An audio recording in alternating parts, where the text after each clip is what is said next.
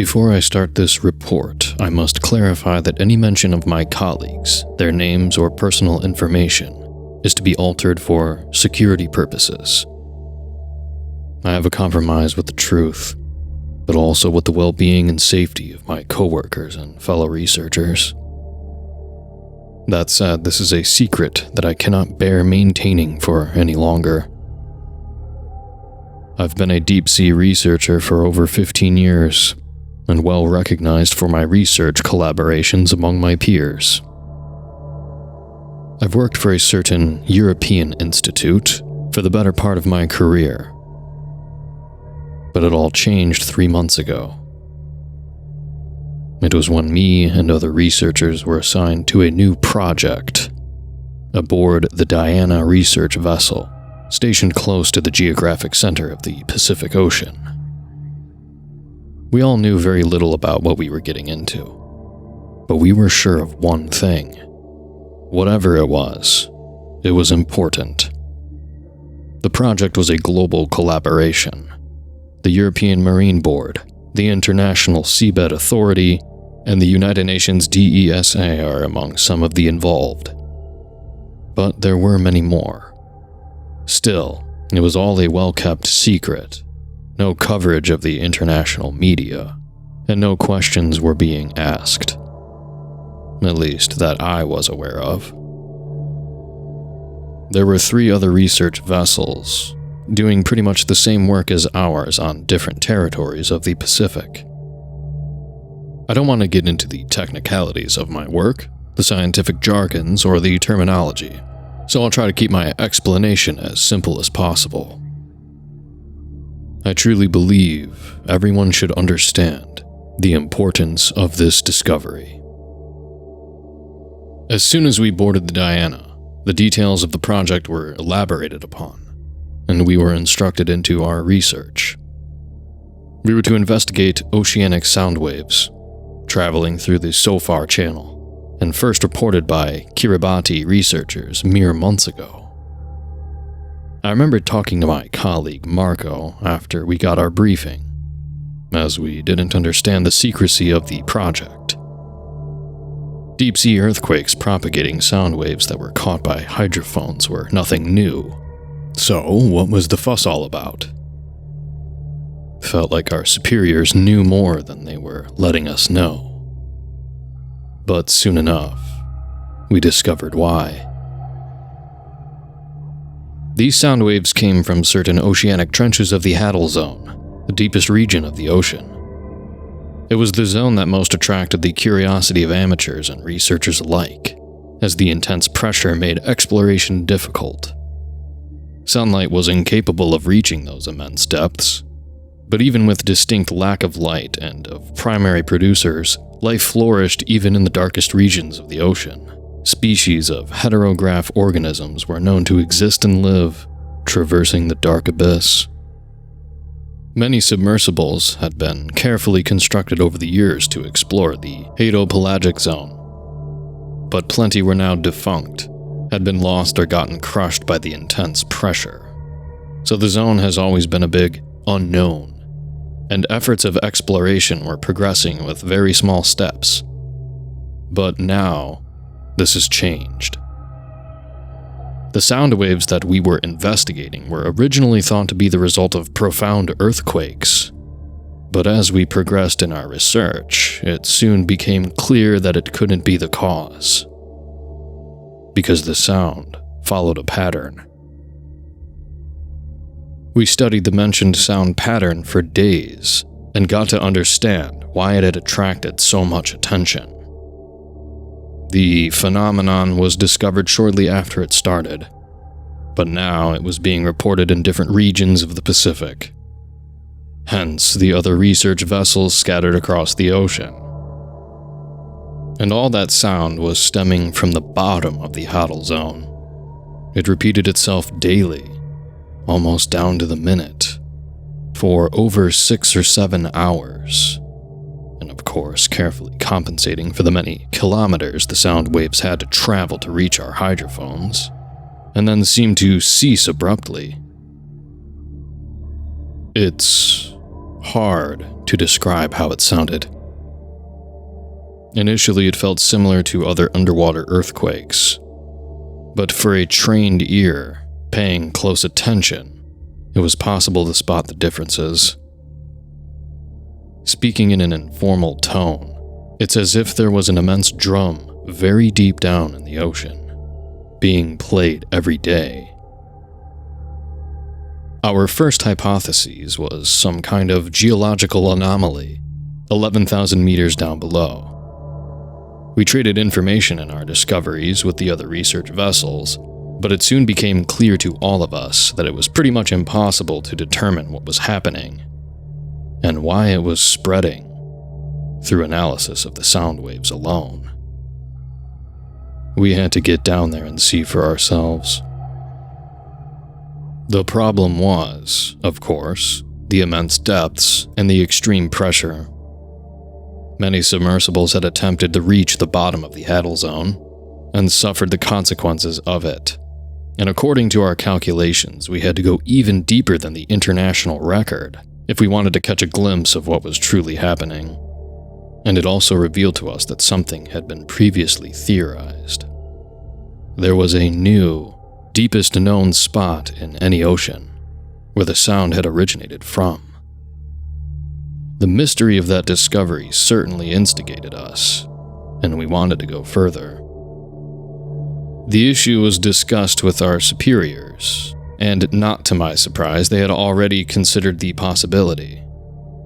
Our answer came in the form of a Profundo, a sophisticated ROV developed by other researchers and engineers, with technology that allowed it to support extreme pressures, and the promise that it could dive deeper than any known submersible.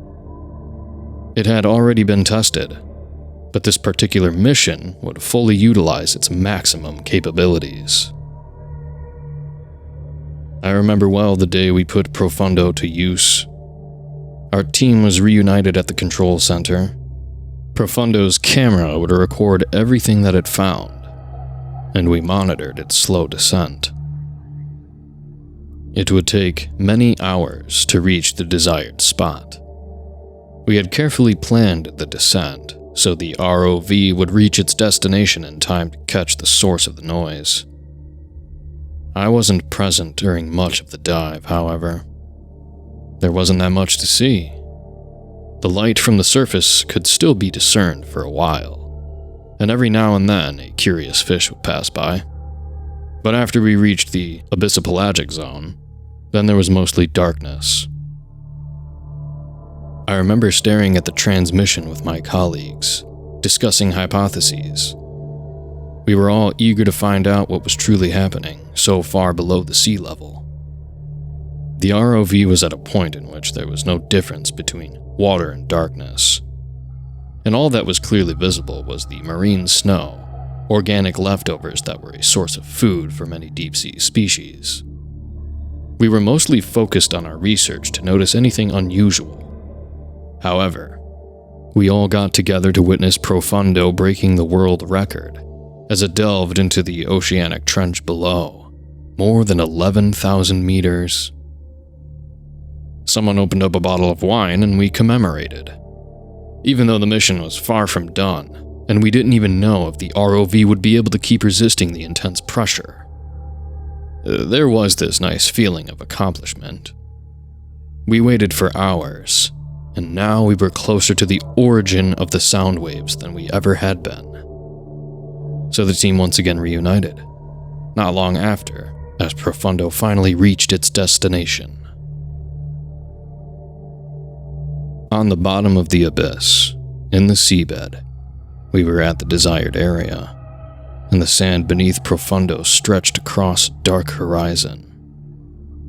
The ROV was resisting well against the pressure, but we knew we should get the job done and not count on our luck.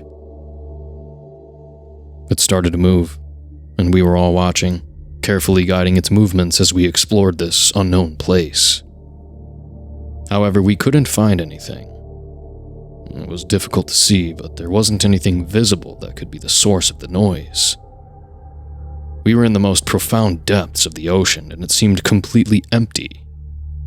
So, we decided to wait until the sound wave started propagating again. In the next few hours. It was then that my colleague, Erica, caught sight of something. "It's over there," she said. "I'm sure of it. It's not far, about 18 feet in that direction. Think we could reach it?"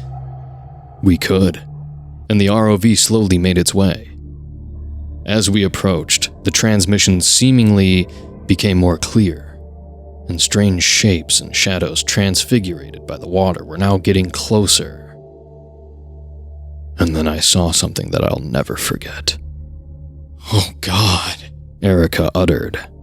"Holy shit," said Marco. And I could only stare, appalled. I couldn't take my eyes off that otherworldly vision. The ocean bottom was filled with hundreds of gigantic human statues, immense figures, scattered across the dark ocean floor. We couldn't even see all there was to them, but they were undoubtedly human. Knelt down, faces fixated on the sand, and arms stretching upwards, almost as if they were holding something above their heads. Holding the entire ocean, like Atlas. It's the best way I can describe it. It is as if they were Greek sculptures, bald figures without any clothes, but a seemingly perfect human anatomy. We couldn't believe it. It was just too surreal. None of us expected that sight. There were hundreds of them, as far as the ROV's camera could see, both figures of men and women. However, there was no sense of wonder for what could have been the biggest discovery of the 21st century. Only dread, as we tried to rationalize what we were seeing. Looking at those things didn't feel right. It provoked a strange sense of urgency, and even fear. Something that I thought was just me, but soon noticed it affected everyone in the room. It was as if we were seeing something we shouldn't. Something forbidden. We were scientists, but still, there was no explanation that could justify that feeling. It was all recorded, thankfully, because after the initial feeling of surprise vanished, I couldn't bear to look at them any longer. Those immense, lifeless figures prostrated like slaves. None of us could. Except for Erica. Soon we all left. But Erica wanted to continue the ROV investigations by herself. For some reason, most of the research team felt sick after seeing these statues, and we had to take a break. We had a meeting shortly after. Plenty of possibilities were raised, such as the statues being the remains of an ancient civilization, something that could forever change our world history. But it still didn't explain how deep they were in the middle of the Pacific Ocean, how many of them there were, and how they were connected to the sound waves. Not only that, but their size alone made that possibility unlikely. Working on a quick estimative, someone proposed they should be at least 593 feet in height. How could an ancient civilization build even one, not to mention those statues probably existed in the hundreds? We decided to present the recordings to our superiors, and they were as appalled with the discovery as we were. There was nothing logical about what we were seeing, and still, it existed. It was there, many kilometers below us in that very moment. Our discussion went on and on as we analyzed the already recorded footage, and seemingly forgot about the sound waves and the ROV transmission Erica was still monitoring. That is, until we heard her scream. We rushed in the direction of the control room. I was one of the first to get there, only to catch sight of a terrified woman sitting at the corner of the room, face buried between her legs, trembling and sobbing uncontrollably. The screen showed only static, The transmission had been cut out exactly after the sound waves were marked to start, and the ROV had been lost. We approached Erica carefully, but she could only tremble. Her eyes were dilated, fixated on the floor, and she was crying uncontrollably. She couldn't say anything. Erica was one of the most intelligent and focused researchers that I ever knew, so serious about her work to the point of being stoic. And whatever she saw on that transmission had left her terrified beyond words. She was taken to our medical facility, and even after she stopped crying and took some pills, she still wouldn't say a word.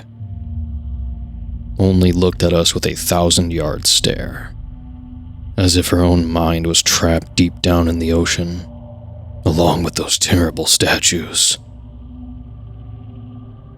We tried to recover the recording, but it had either been corrupted or deleted, maybe by Erica herself. Whatever she saw was lost, along with Profundo deep in that trench. There was no way to do a recovery effort, and frankly, we didn't know how to proceed. Erica was the only one that could give us some answers, but not until she recovered, so we let her rest. But the next day, she vanished without a trace. We searched the entire ship. There was no sign of Erica, no matter where we looked. She had a husband and 2 daughters waiting for her back home, and now she's gone. My only fear is that she, too, has been lost to the ocean. She saw something that she shouldn't, and now it won't let her go. We don't know why the statues are down there. We don't know their purpose, or their relation to the terrible sound waves. We don't know why this effect is seemingly propagating itself across the ocean and how to stop it. We are trying our best. Still, contrary to my superiors, I believe this must be known. If this is dangerous, and though we have no proof of it, my primary instinct says it's so, then you all must be warned, and we must prepare. As I close my report, I must mention that all of this takes me back to a quote by Werner Herzog that now abides by a new sense over what we just experienced. Life in the oceans must be sheer hell, a vast, merciless hell of permanent and immediate danger. So much of a hell that during evolution, some species, including man, crawled, fled onto some small continents of solid land, where the lessons of darkness continue.